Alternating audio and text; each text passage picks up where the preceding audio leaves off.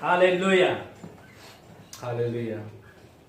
प्रभु यीशु मसीह के नाम में सबको जय मसीह की। आइए हम लोग परमेश्वर की आराधना करेंगे, उसकी महिमा करेंगे। परमेश्वर ने आज ये सुनहरा दिन दिया है, बहुत ही अच्छा दिन दिया है कि हम लोग उसकी आराधना करें। तो आइए हम लोग ब्रदर तिमोथी के साथ आराधना में जाएंगे।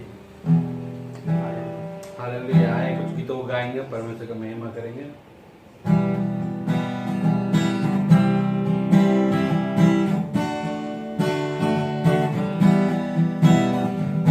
सेनाओं का यहोवा हमारे संग संग है, याकूब का परमेश्वर हमारा ऊंचा गढ़ है। सेनाओं का यहोवा हमारे संग संग है, याकूब का परमेश्वर हमारा ऊंचा गढ़ है। जिसने आकाश बनाया, जिसने पृथ्वी बनाई, जिसने आकाश बनाया, जिसने पृथ्वी बनाई, वो सर्वशक्तिमान प्रभु है। वो यहोवा हमारे संग संग है, वो सर्वशक्तिमान प्रभु है। वो यहोवा हमारे संग संग है।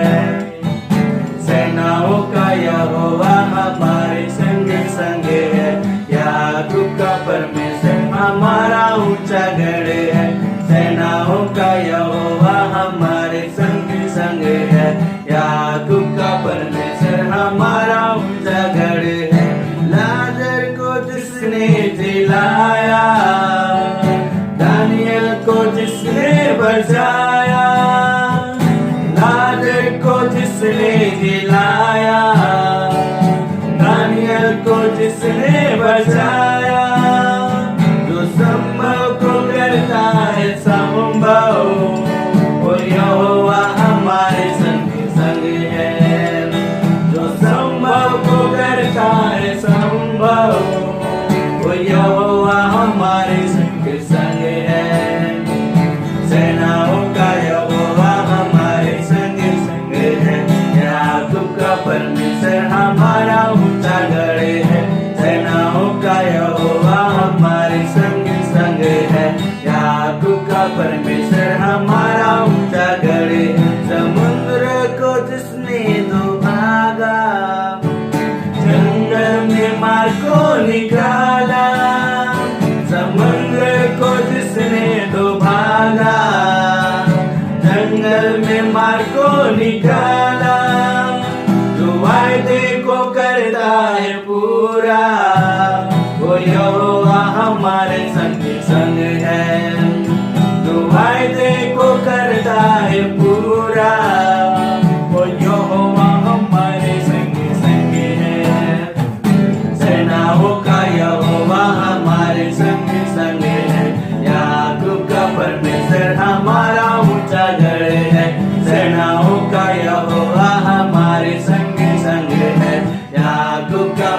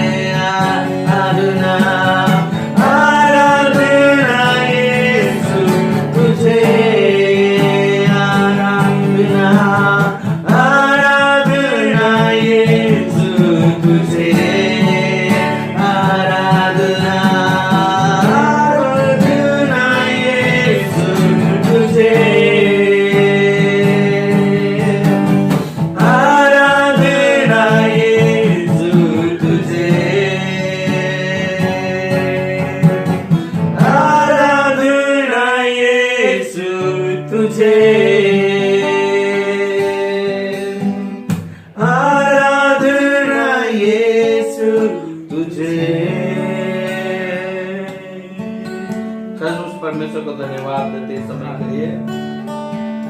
आए हम परमेश्वर को धन्यवाद दें। हालेलुया। धन्यवाद यीशु, तेरी जय हो, तेरी महिमा, आराधना के योग्य, महिमा के योग्य, प्रशंसा के योग्य परमेश्वर, आपका धन्यवाद, आपकी स्तुति, आपकी बड़ाई हो। Yes Lord Jesus, hallelujah. वो सर्वशक्तिमान परमेश्वर पिता, आपका धन्यवाद, धन्यवाद, धन्यवाद इस सुंदर समय के लिए, आराधना के समय के लिए, आपकी स्तुति करने का जो अवसर हमें मिला, इसलिए आपका धन्यवाद, धन्यवाद, धन्यवाद। आपके चरणों में बैठकर आपके साथ संगति करने के लिए मौका मिला, इसलिए धन्यवाद। परम प्रधान परमेश्वर आप ही, स्तुति आराधना के योग्य परमेश्वर, हमें संभालने वाला परमेश्वर, हम पर करुणा करने वाला परमेश्वर, आपका प्रेमी परमेश्वर, आपका धन्यवाद, धन्यवाद, धन्यवाद, धन्यवाद। Yes Jesus, hallelujah. यीशु नाम में मिलती है क्षमा, यीशु नाम में मिलती है शिफा, यीशु नाम में मिलती है कृपा, यीशु नाम में करुणा, दुआ, यीशु नाम, यीशु नाम, यीशु नाम, यीशु नाम,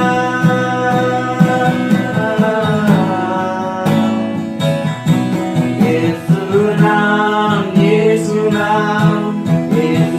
नाम, यीशु नाम, यीशु नाम, यीशु नाम की जय, यीशु नाम, यीशु नाम, यीशु नाम, यीशु नाम, यीशु नाम, यीशु नाम की जय।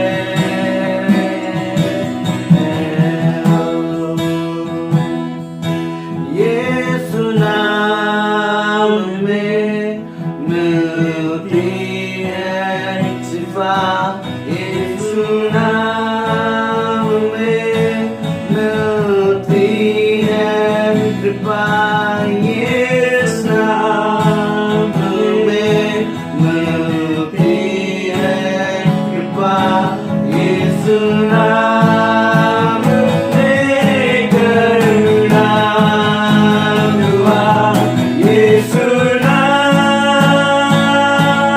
यीशु नाम, यीशु नाम, यीशु नाम,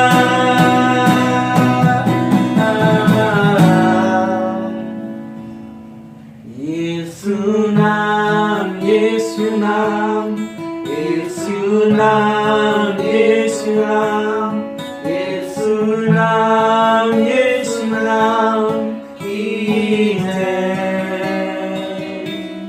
यीशु नाम, यीशु नाम, यीशु नाम, यीशु नाम, यीशु नाम, यीशु नाम की यीशु नाम की जय। Yes, Lord. Oh Jesus, hallelujah. धन्यवाद यीशु नाम, यीशु नाम, यीशु नाम, तेरी जय। ओ यीशु नाम, सुंदर नाम, पावन नाम, ओ मीठा नाम, प्यारा नाम, यीशु नाम, तेरी जय हो, महिमा हो, आराधना हो यीशु,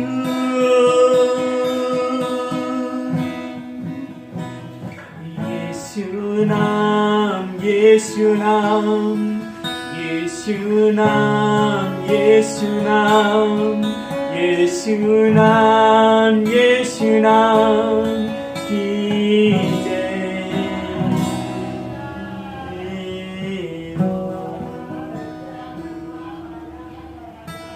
धन्यवाद हो परम प्रधान परमेश्वर, आज की सुबह के लिए, सुंदर समय के लिए, आपकी आराधना करने के लिए हमें ये अवसर दिया है। सचमुच में आपने हमारी आराधना को स्वीकार कर लिया, इसके लिए आपका धन्यवाद हो। हाँ परमेश्वर, आप हमारे साथ संगति करने वाला परमेश्वर हैं। जब हम लोग आपके नाम से इकट्ठे होते हैं, वहां अपनी उपस्थिति देने वाला परमेश्वर है। इसके लिए धन्यवाद हो, धन्यवाद हो, धन्यवाद हो, धन्यवाद हो। हाँ परमेश्वर, आगे भी आप हमारी अगुवाई कीजिए, आगे भी आप हमसे बातचीत कीजिए, अपने वचन के द्वारा हमें आशीषित कीजिए। यस, वो वचन का प्रकाशन दीजिए। धन्यवाद हो, धन्यवाद हो, धन्यवाद हो। आपने हमारी इस प्रार्थना को स्वीकार किया, सब कुछ हमारे उद्धारकर्ता प्रभु यीशु मसीह के नाम से मांगते हैं, आमीन, आमीन, आमीन।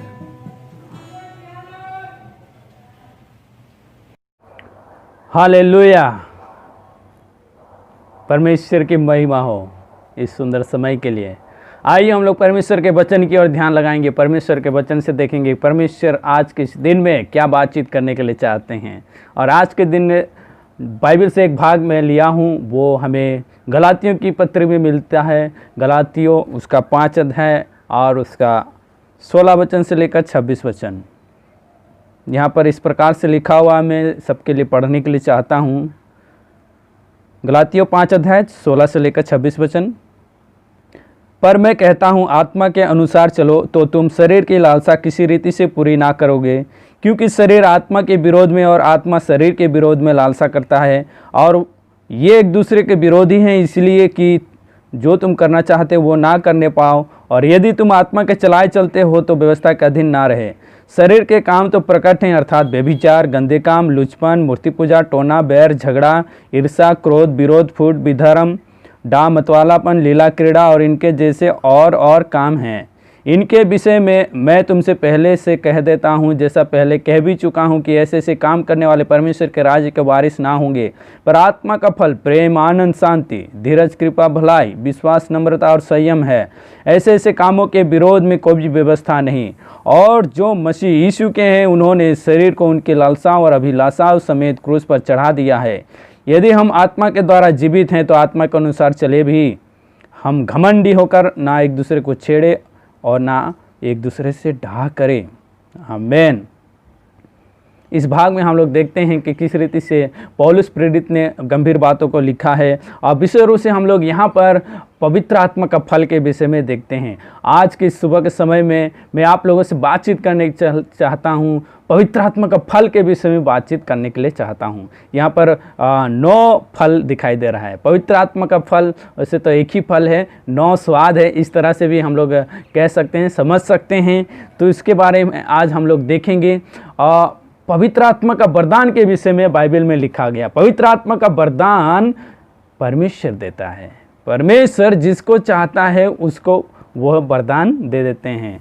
और जब हम लोग बाइबल में पढ़ते हैं तो हम लोग जानते हैं चंगाई का वरदान है, भविष्यवाणी का वरदान है, प्रेरित का वरदान है, और वो बहुत सारे वरदान हैं। लेकिन ये जो पवित्र आत्मा का वरदान है वो सबको नहीं मिलता है, सबको सभी वरदान नहीं मिलता है।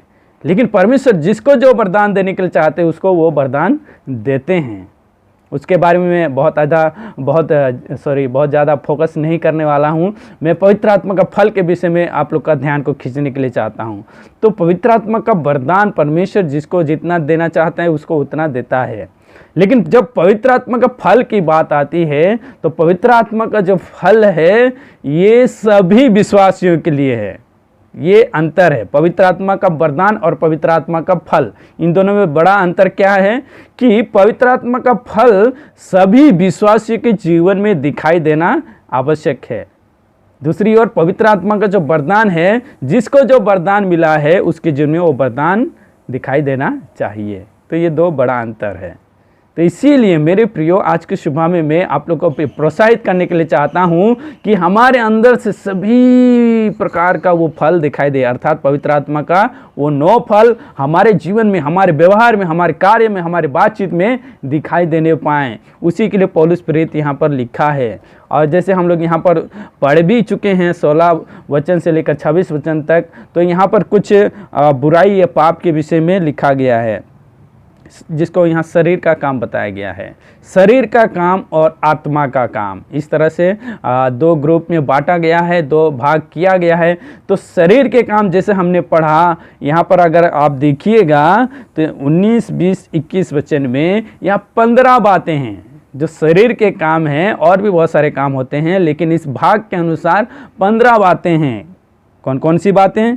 19 वचन में शरीर के काम हैं व्यभिचार, गंदे काम, लुचपन, मूर्ति पूजा, टोना, बैर, झगड़ा, ईर्ष्या, क्रोध, विरोध, फूट, विधर्म, डाह, मतवालापन, लीला क्रीड़ा।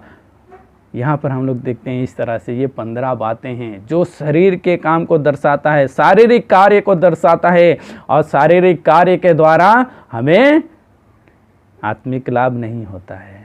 शारीरिक कार्य के द्वारा हम लोग स्वर्ग नहीं जा सकते हैं। इस बात को यहाँ पौलुस स्पष्ट रूप से कह रहा है कि जो शरीर की ओर मन लगाते हैं, जो शारीरिक कार्य करते हैं, वो कदापि स्वर्ग के वारिस ना होंगे। स्वर्ग के वारिस बनने के लिए शारीरिक कार्य की कोई आवश्यकता नहीं है। ये शरीर के काम नाश होने वाले हैं। ये शरीर के काम जो हैं हमें नाश करने वाले हैं। इसीलिए पौलुस प्रेरित कहता है कि जो शरीर के काम करने वाले हैं, शरीर की बातों पर, शारीरिक के लालसा पर लगे रहते हैं, वो लोग कभी भी कदापि स्वर्ग के वारिस नहीं हो पाएंगे।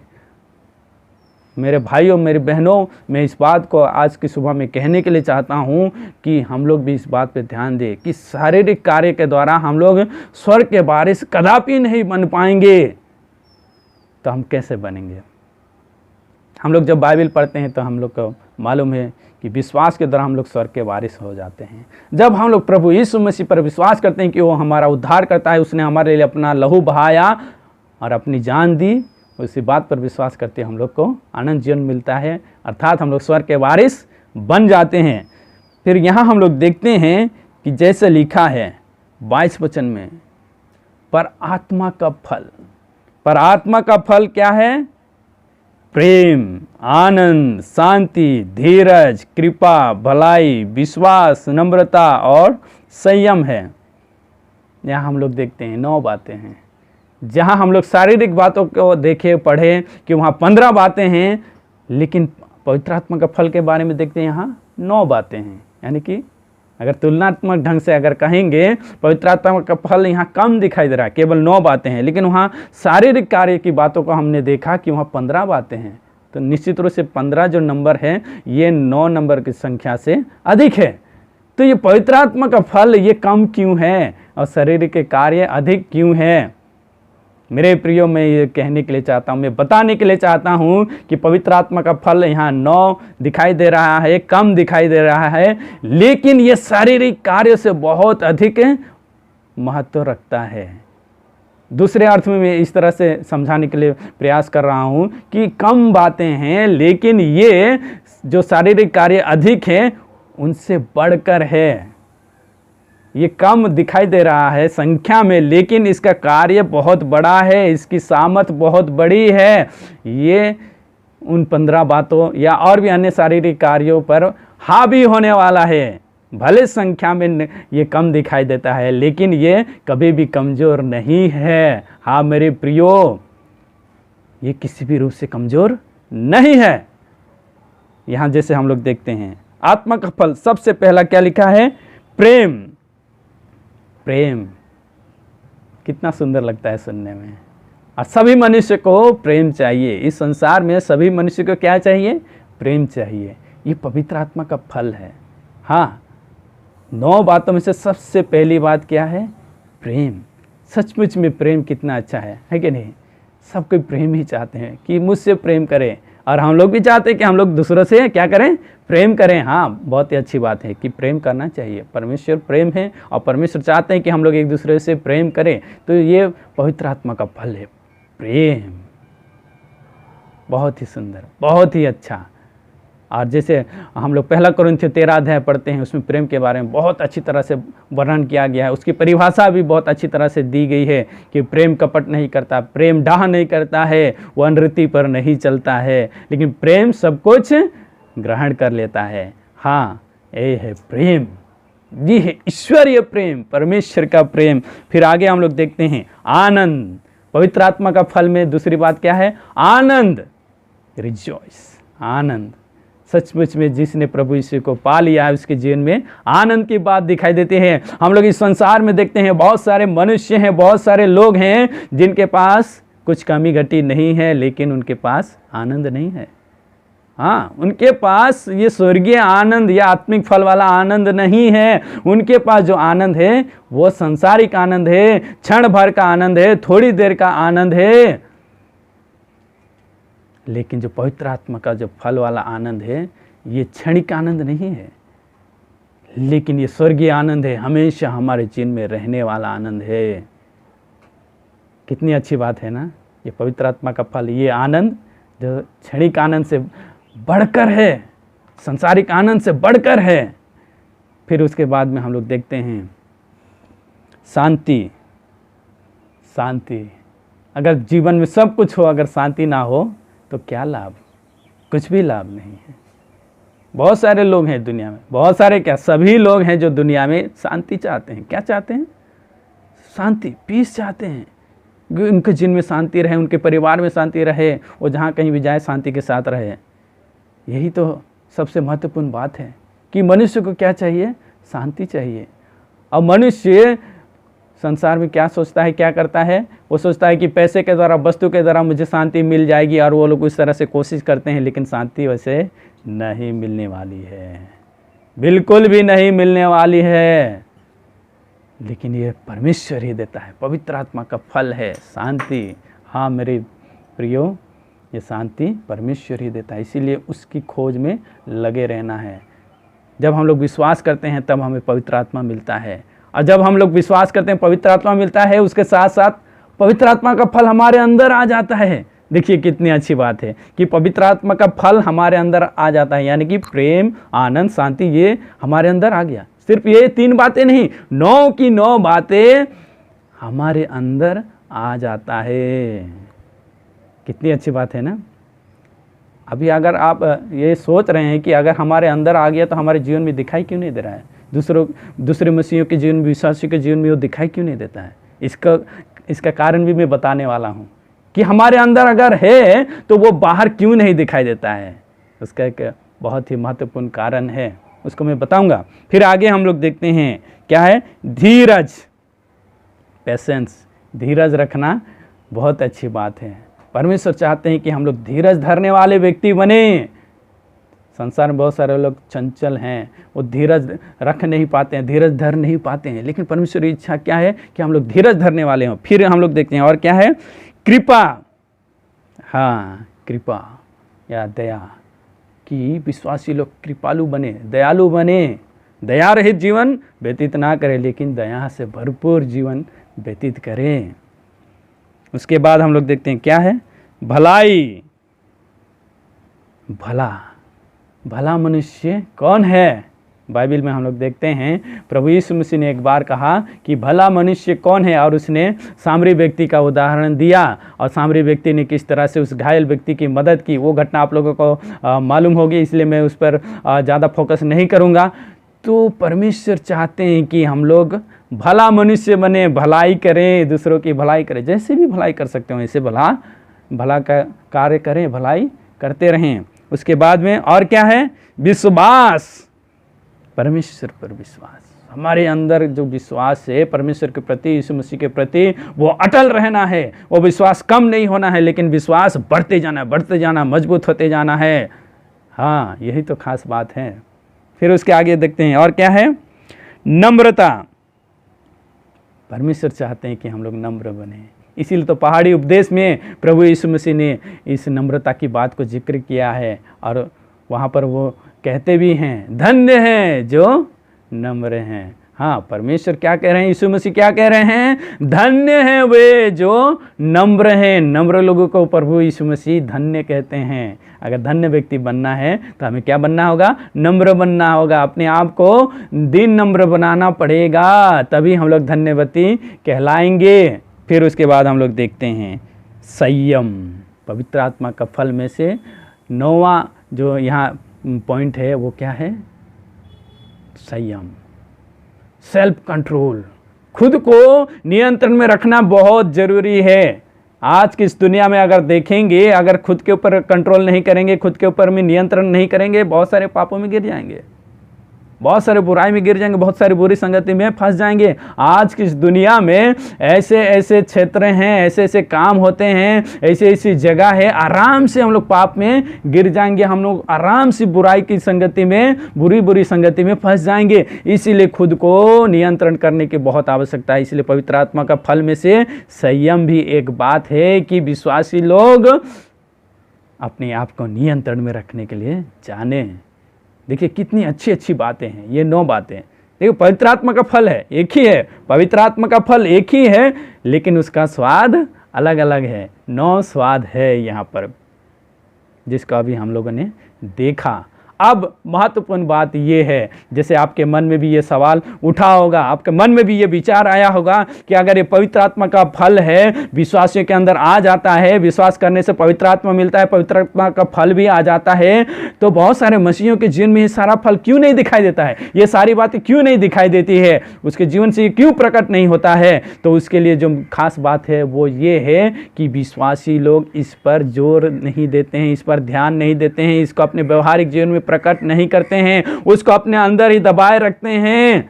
इसी कारण से ये 9 बातें उनके जीवन में दिखाई नहीं देती हैं। पवित्र आत्मा का जो फल है, ये जो 9 बातें हैं, कुछ कुछ बातें तो विश्वासियों के जीवन में दिखाई देती है, लेकिन सारी बातें दिखाई नहीं देती है।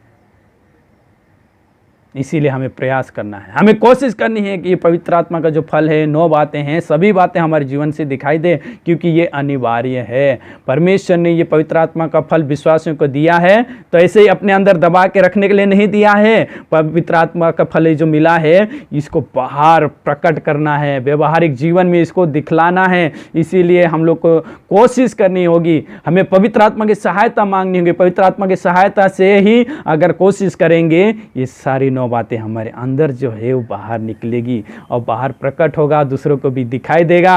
और सचमुच में ये जो पवित्र आत्मा का फल है, प्रेम, आनंद, शांति, धीरज, कृपा, भलाई, संयम, ये सारी बातें दूसरे लोग भी देखेंगे, दूसरे लोग भी गवाही देंगे, तब उस विश्वासी की जो छाप होगी, जो प्रभाव होगा समाज में, देश में, बहुत ही बेहतरीन होगा, बहुत ही सुंदर होगा। तो परमेश्वर आज के सुबह में यही कहने के लिए चाहते हैं कि हर एक विश्वासी के अंदर, आपके अंदर, मेरे अंदर जो पवित्र आत्मा का फल है, ये पूरी तौर से बाहर प्रकट हो जाए।